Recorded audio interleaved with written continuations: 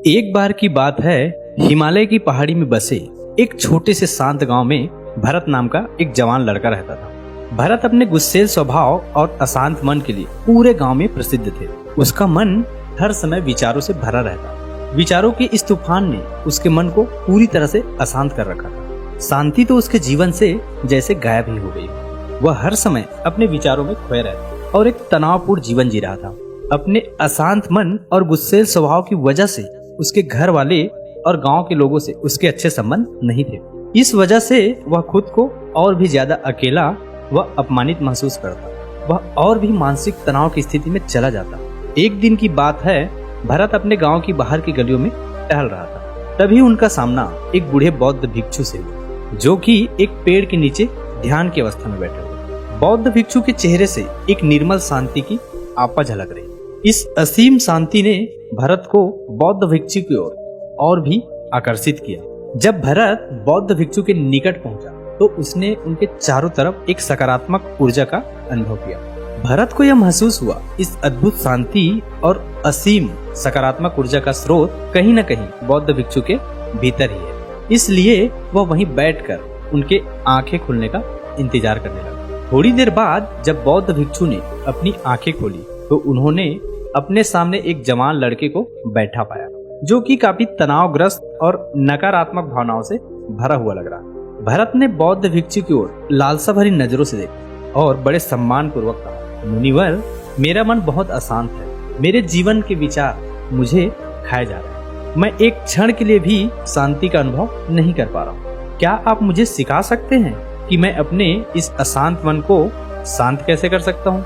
बौद्ध भिक्षु ने भरत के दर्द को समझते हुए उसकी ओर दया भरी नजरों से देखा और कहा, मेरे प्यारे बच्चे, मैं तुम्हें एक कहानी सुनाना चाहता हूँ। इस कहानी में मानसिक शांति और खुशहाली के रहस्य छुपे हुए हैं। क्या तुम इस कहानी को सुनना चाहोगे? भरत ने हाँ में अपना सिर हिला दिया और पूरी एकाग्रता के साथ कहानी सुनने को तैयार हो गया। उसके अंदर की उत्सुकता अपने चरम पर थी। बौद्ध भिक्षु ने कहानी सुनाना शुरू किया। बहुत समय पहले की बात है। एक नगर में शक्ति नाम का एक आदमी रहता था। शक्ति बहुत ही महत्वाकांक्षी व्यक्ति था। उसे हर काम में लोगों से तारीफ चाहिए होती। अगर उसे किसी काम में असफलता या लोगों से बुराई सुनने को मिलती तो वह गहरी चिंता और तनाव में चला जाता। उसका मानना था सफलता और भौतिक संपत्ति उसे मनचाहा सुख देगी, लेकिन वह जितना ही सफलता और तारीफ के पीछे भागता, वह उतने ही गहरे मानसिक तनाव में डूबता चला जा रहा। लेकिन एक दिन अचानक शक्ति का सामना उस समय के एक बहुत प्रसिद्ध भिक्षुक से हुआ, जिसका नाम था महाकौशक। महाकौशक अपने हजारों शिष्यों को ध्यान साधना की शिक्षा दिया करते थे। महाकौशल की अद्भुत एकाग्रता और स्थिरता, शांत चीज से प्रभावित होकर शक्ति ने उनसे अपने भटकते मन को शांत करने का तरीका जानना चाहा। शक्ति ने कहा, भंते, मैं हमेशा सफलता के पीछे भागता रहता और लगातार और भी अधिक पाने के लिए प्रयास करता है, फिर भी मुझे कोई स्थायी संतोष या आत्मसंतुष्टि नहीं मिलती। इस निरंतर बेचैनी के बीच मुझे शांति कैसे मिल सकती है? भिक्षुक महाकौशल ने शक्ति की ओर करुणा भरी नजरों से देखा और उत्तर दिया, तुम्हारा मन एक अशांत नदी की तरह है, जो हमेशा बहता और दौड़ता रहता, कभी भी स्थिर नहीं रहता। अपने अशांत मन को शांत करने के लिए तुम्हें अपने विचारों को बिना किसी रुकावट के जाने देने की कला सीखनी होगी। शक्ति हैरान था। उसने कहा, लेकिन ऐसे विचारों को कैसे जाने दे सकता हूँ? आखिर मैं भी तो अपनी इच्छा और महत्वाकांक्षाओं से जुड़ा हुआ हूँ। यह सुन भिक्षुक महाकौशल मुस्कुराए और बोले, कल्पना करो कि तुम्हारे हाथ में पानी से भरा एक गिलास है। अब तुम जितनी देर तक इसे पकड़े रहोगे वो उतना ही भारी होता चला जाएगा, और अगर तुम काफी लंबे समय तक इसे पकड़कर रखते हो तो तुम्हारे हाथ में दर्द होना शुरू हो जाएगा। लेकिन अगर तुम अपनी पकड़ ढीली कर देते हो और इसे जाने देते हो तो बोझ खत्म हो जाएगा। भरत ने कहानी और उसके संदेश को ध्यान से सुना। वह समझ गया, अपने विचारों और इच्छाओं से चिपके रहना ही उसके बोझ को बढ़ाता है और उसके अंदर अशांति पैदा करता है। अब भरत को कहानी का अंत सुनने का बेसब्री से इंतजार था। बौद्ध भिक्षु ने कहानी को जारी रखते हुए कहा, शक्ति ने बौद्ध भिक्षु महाकौशल की सलाह को मानते हुए विचारों को जाने देने का अभ्यास करना शुरू कर दिया। वह अपने विचारों और भावनाओं को बिना किसी पूर्व निर्णय के आते और जाते हुए देखता। अब उसने विचारों को पकड़ना छोड़ दिया था। उसके अंदर विचार उड़ते और स्वतः ही समाप्त हो जाते। धीरे धीरे उसे महसूस होने लगा उसकी इच्छाएं और लगाव भी उसके सभी दुखों का कारण है। जैसे जैसे शक्ति गहरी साधना में उतरता गया, उसने पाया कि वर्तमान में रहना ही आंतरिक शांति का एकमात्र स्रोत। वह स्वयं को वर्तमान में स्थित करके अपने मन की निरंतर बकबक से छुटकारा पा सकता। धीरे धीरे शक्ति का मन एक शांति सरोवर की तरह हो जो अपने चारों ओर की सुंदर दुनिया को अपने में चित्रित कर देता। उसके जीवन की सादगी और संतोष पाकर अति महत्वाकांक्षी और भौतिक संपत्ति के प्रति अपने लगाव को छोड़ दिया। जैसे जैसे लोगों के बीच शक्ति के अंदर अद्भुत बदलाव की खबर फैली, दूर दूर से लोग उससे मार्गदर्शन लेने आने लगे। वह लोगों को विचारों से मुक्त करने की कला सिखाकर और स्वयं के भीतर शांति पाने का मार्गदर्शन देता। लोगों के बीच शांति और ज्ञान का प्रकाश स्तंभ बन गया। शक्ति और महाकौशल की कहानी खत्म करने के बाद भिक्षु थोड़ी देर के लिए मौन हो गए ताकि भरत के अंदर इस कहानी का अर्थ है गहराई से बैठ सके। भरत ने बूढ़े बौद्ध भिक्षु की ओर देखा।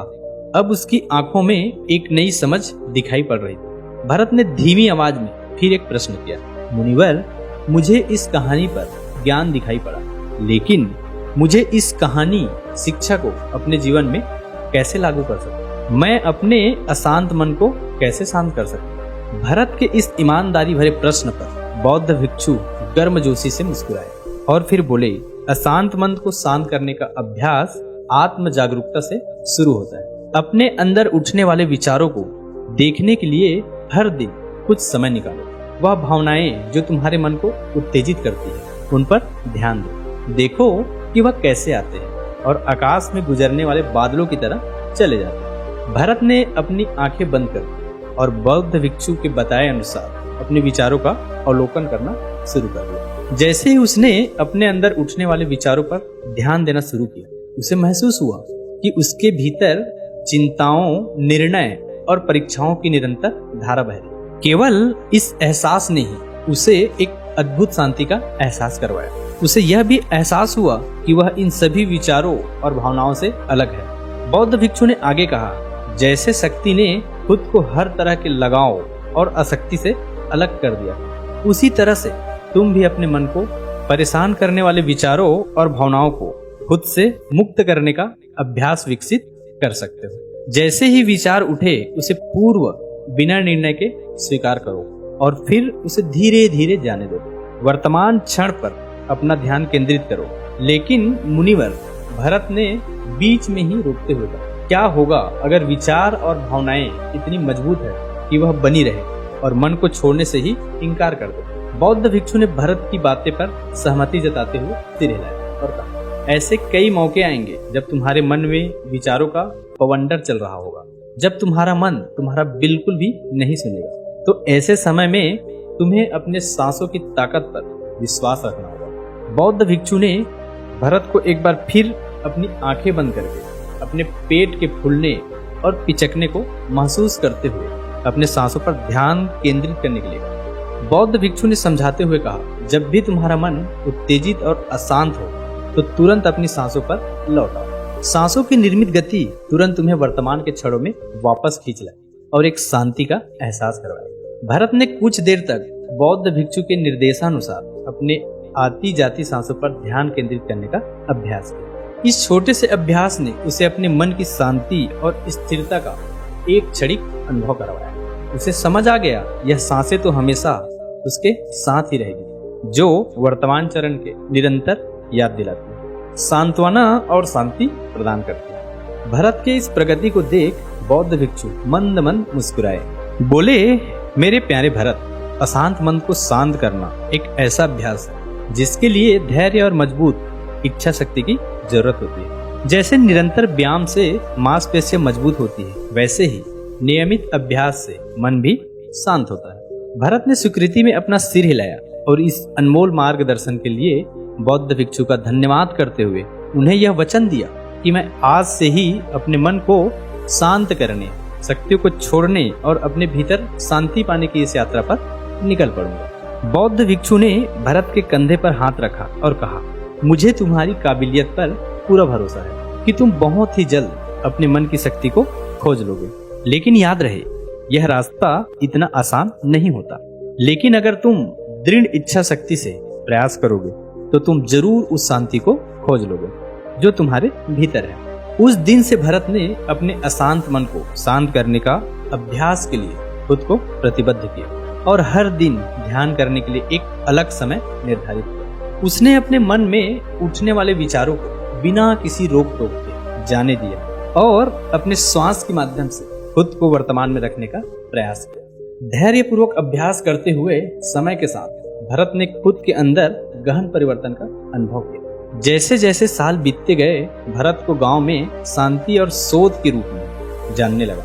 गांव के लोग अपने अशांत मन को शांत करने के लिए भरत के पास मार्गदर्शन लेने के लिए आए। भरत ने जीवन की भाग दौड़ के बीच दूसरों को आंतरिक शांति पाने में मदद करते हुए बौद्ध भिक्षु की शिक्षाओं और आत्मशक्ति की जागरूकता को साझा किया। इसके साथ ही लोगों को अपने विचारों को मुक्त करने और श्वास पर ध्यान केंद्रित करने की कला सिखाई। इस तरह वह गांव काफी फला फूला। वहां के निवासियों ने एक स्थिर और शांत मन के अमूल्य उपहार की खोज में बौद्ध भिक्षु की शिक्षाएं और भरत के द्वारा कराए जा रहे अभ्यास के माध्यम से विचारों को जाने देने और वर्तमान में रहने की कला दूर दूर तक फैल गई, जिसने कई लोगों के जीवन को बदल कर रख दिया। जैसे जैसे और समय मिलता, अशांत मन को शांत करने की भरत की यात्रा का जोरदार प्रभाव उसकी गांव की सीमाओं के बाहर भी फैला। पर उसके गांव और शहरों के लोग जब भरत की इस जादुई बदलाव की कहानी सुनते तो उससे वह सलाह लेते, उसके पास चले जाते। भरत उन लोगों के लिए आशा का किरण बन चुका था जो अपने मन के बोझ तले खुद को दबा हुआ महसूस कर रहे थे। भरत की शिक्षाएं फिर सामूहिक प्रवचन और ध्यान तक ही सीमित नहीं थी, बल्कि वह रोजमर्रा के कामों को जागरूकता के साथ करने पर ज्यादा जोर देते। वह लोगों को याद दिलाते थे कि अपने विचारों और भावनाओं के प्रति जागरूक बनो। तुम दिन भर क्या बोलते हो, आसपास घटने वाली घटनाओं पर कैसे प्रतिक्रिया देते हो, इस पर ध्यान दो। हर एक काम को पूरी जागरूकता के साथ। जब भोजन करो तो हर एक निवाले का स्वाद का आनंद लो। जब सूरज की रोशनी में खड़े हो तो उसकी किरणों की गर्मी को महसूस करो। लोगों की बातों को पूरे ध्यान पूर्वक सुनो और समझो। इस छोटे छोटे बदलाव ने लोगों के जीवन में चमत्कारिक परिवर्तन ला दिया। भरत की शिक्षाओं से लोगों ने जाना, जीवन का आनंद और खुशी तो वर्तमान के पलों को जीने में है। दोस्तों, कैसी लगी यह कहानी आपको कमेंट सेक्शन में जरूर बताना, और अगर अच्छी लगी हो तो इस चैनल को सब्सक्राइब करके नोटिफिकेशन बेल को जरूर ऑन कर देना, ताकि कोई भी ऐसी ज्ञानवर्धक कहानी जब हमारे चैनल पर पोस्ट हो तो आपको तुरंत नोटिफिकेशन पहुंच जाए। तो मिलते हैं किसी अगली कहानी में, तब तक के लिए अपना ख्याल रखिएगा। जय हिंद, जय भारत।